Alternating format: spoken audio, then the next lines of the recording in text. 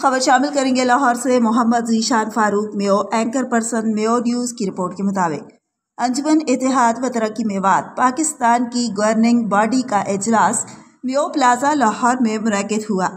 تفصیلات کے مطابق انجمن اتحاد و ترقی میوات کا اجلاس منعقد ہوا جس میں بڑے بڑے فیصلے کیے گئے، جو آپ کو بتاتے چلیں کہ سب سے پہلے نمبر پر صدر اور سیکرٹری کو عدالتی مقدمات کا دفاع کرنے کا اختیار دیا گیا ہے۔ نمبر 2 پر خالد محمود خان کو سیکرٹری خزانہ تعینات کیا گیا ہے۔ نمبر 3 پر نئی رکنیت کھلی ہے۔ نئے انتخابات آئین کے مطابق رمضان اور عید کے بعد ہوں گے۔ اس کے بعد درج ذیل کمیٹیاں تشکیل دی گئی ہیں۔ نمبر 1 پر تنازعات کے حل کی کمیٹی جس کی سربراہی بریگیڈیئر ریٹائرڈ بابر ظفر یاسین میو کریں گے۔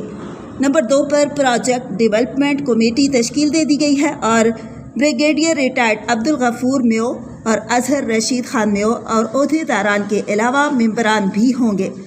نمبر 3 پر لیگل کمیٹی ونگ کی سربراہی اظہر حسین میو ایڈوکیٹ کریں گے۔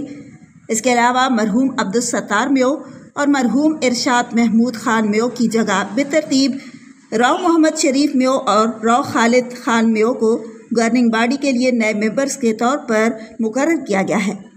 اور آپ کو بتاتے چلیں کہ گورننگ باڈی کے فیصلے کی روشنی میں انجمن اتحاد و ترقی میوات پاکستان کی رکنیت کھول دی گئی ہے۔